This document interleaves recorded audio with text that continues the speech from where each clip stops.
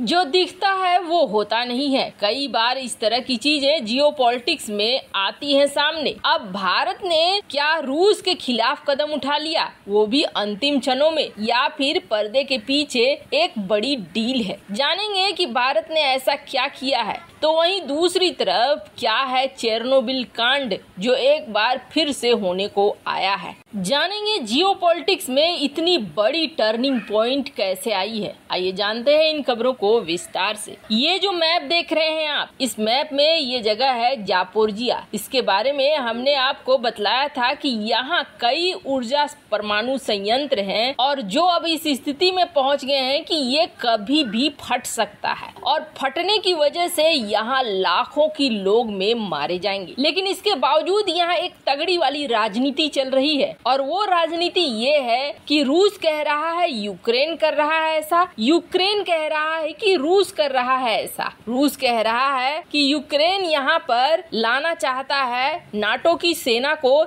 इसलिए इस इलाके को खाली करवाना चाहता है, जबकि यूक्रेन ये कह रहा है कि नहीं, ये सब किया धरा रूस का है। अब स्थिति ये हो गई है कि ये टालम टोल बढ़ते बढ़ते जो ये संयंत्र है, यहाँ बिजली की सप्लाई होती थी, वो बिजली चली गई है। मतलब समझ लीजिए कि आखिरी लाइन भी कट। और इसकी जानकारी किसने दी है? यूक्रेन के परमाणु ऊर्जा के संचालक एनजोटेम ने। उन्होंने कह दिया कि फिर बिजली बहाल हुई या नहीं ये नहीं पता, लेकिन अब यहाँ से बिजली जाने लगी है। बिजली जाने का क्या मतलब है? बिजली जाने का मतलब है जो कूलिंग प्रणाली है, इस पूरे रिएक्टर को सुरक्षित रूप से चलाने के लिए जो कूल करने का सिस्टम है, शीत करने का सिस्टम है, वो सिस्टम ही व्यवधान में पड़ जाएगा, कभी चलेगा कभी रुकेगा। और सबसे बड़ी बात यह है कि यूरोप का ये सबसे बड़ा परमाणु ऊर्जा संयंत्र है। 2 रिएक्टरों का बिजली ग्रिड से संपर्क कट चुका है और 3 ट्रांसमिशन लाइन तबाह हो चुकी है।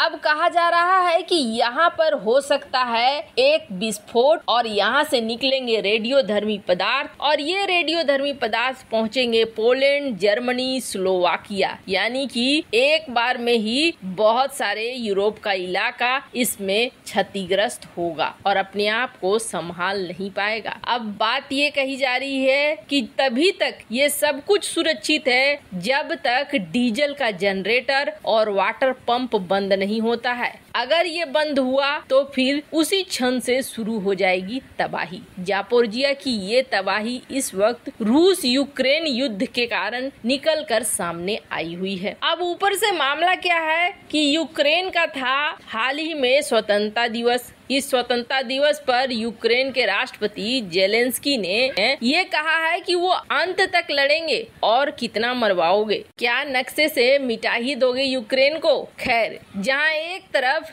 ये चल रहा है तो वहीं रूस ने भी कथित तौर पर चैपलिन रेलवे स्टेशन पर गोलीबारी की और इस गोलीबारी में 22 लोग मारे गए। मतलब दोनों ही तरफ से ठनी हुई है। और इन सब के बीच अमेरिका क्या कर रहा है? अमेरिका ने स्वतंत्रता दिवस पर और पैसे देने की बात की है। $3 अरब का अतिरिक्त सुरक्षा सहायता, कुल मिलाकर $10 बिलियन दे चुका है अमेरिका यूक्रेन को।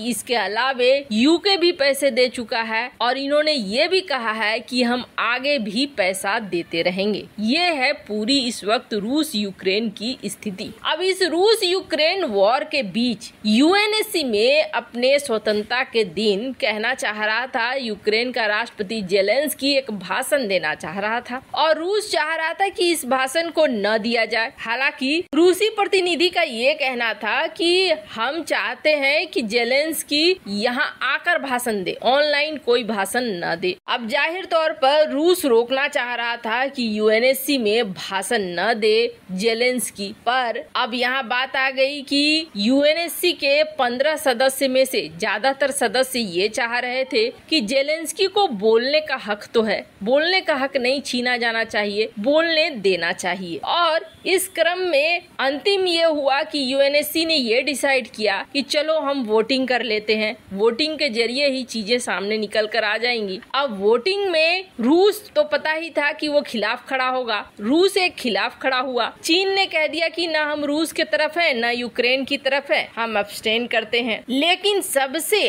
आशा से विपरीत काम हुआ। जो 13 देश रूस के खिलाफ मतदान कर रहे थे और जेलेंस्की के समर्थन में कर रहे थे कि उन्हें बोलने देना चाहिए, उसमें भारत भी था। भारत ने अपने उस सिद्धांत को तोड़ दिया जिसके तहत भारत अब तक रूस यूक्रेन मामले में अब्सटेन करता रहा। एक तरफ 13 देश खड़े थे, दूसरी तरफ अकेला रूस खड़ा था। चीन ने भी अब्सटेन कर दिया था। पर भारत के इस कदम को पूरी मीडिया ने, अंतर्राष्ट्रीय मीडिया ने छापा। पहली बार भारत रूस के खिलाफ गया, पहली बार भारत ने ये कांड कर दिया। लेकिन बात क्या है, भारत किसी के खिलाफ नहीं गया। ये एक तो पहली बात ये थी कि किसी को बोलने का मौका दिया जाना चाहिए, इतना भी ज्यादा कठोर नहीं होना चाहिए कि कोई सामने वाला बोल ही ना पाए। दूसरी बड़ी बात ये है कि भारत और रूस की इस वक्त जिस तरीके की डील चल रही है, वो डील अमेरिका को बहुत ज्यादा चुभ रही है। रूस का मीर और भारत का रुपए, ये दोनों एक बड़ा गठबंधन बना रहे हैं। यानी कि यहाँ पर डॉलर का हो रहा है खात्मा। भारत रूस से बड़ी मात्रा में क्रूड ऑयल तेल अभी भी खरीद रहा है। भारत को रूस लिस्ट दे रहा है कि हमें ये सामान चाहिए और भारत उस लिस्ट को हाँ कर रहा है कि ठीक है, हम तुम्हें ये सामान पहुंचाएंगे। रूस भारत से ये कह रहा है कि आप मेरे क्लाइंट्स को देखो, जो हथियार जो मार्केट है मेरा, उसमें उन्हें मेंटेनेंस चाहिए, उन्हें पार्ट्स चाहिए, वो आप दो, क्योंकि आपके साथ हमने कई तरह के लाइसेंस किए हैं, आपके यहाँ ये सब कुछ संभव है। अब इतनी सारी चीजें आप देख रहे हो एक के बाद एक चल रही है। ये वो चीजें हैं जो अमेरिका को जरूर चुभेंगी और अमेरिका को चुभती भी है। अमेरिका ने इस बारे में कहा है कि हम जानते हैं कि रूस और भारत बहुत पुराने वाले दोस्त हैं, लेकिन भारत हमारा रणनीतिक साझेदार है। ऐसे में हम भारत को छोड़ नहीं सकते हैं। जब इतनी बड़ी बड़ी चीजें हम रूस के साथ कर रहे हैं और अमेरिका से भी सहयोग पाना चाह रहे हैं, एक बैलेंस बनाकर रखना चाह रहे हैं, तो छोटी मोटी कुर्बानी तो देनी पड़ेगी। अब बात यह है कि भारत के इस वोट अगेंस्ट में कर देने से रूस का कुछ बिगड़ने वाला नहीं है। ये एक साधारण सी बात थी, बोलने के लिए आजादी देनी थी। पहले भी जेलेंस्की बोल चुका है, तो ये दूसरी बार बोलेगा तो क्या होगा। वैसे जेलेंस्की ने बोला तो उसके बाद जो रूसी प्रतिनिधि थे उन्होंने भी यूक्रेन को तगड़ा वाला जवाब दिया। लेकिन यूएनएससी में मचे इस घमासान के बीच भारत खबरों में जरूर छाया हुआ है। वैसे आपको क्या लगता है, रूस के खिलाफ भारत के वोट में क्या दोस्ती वाली कूटनीति छिपी है? कमेंट कर अपनी राय जरूर बताएं। जल्द मिलते हैं अगले वीडियो में नई खबर के साथ।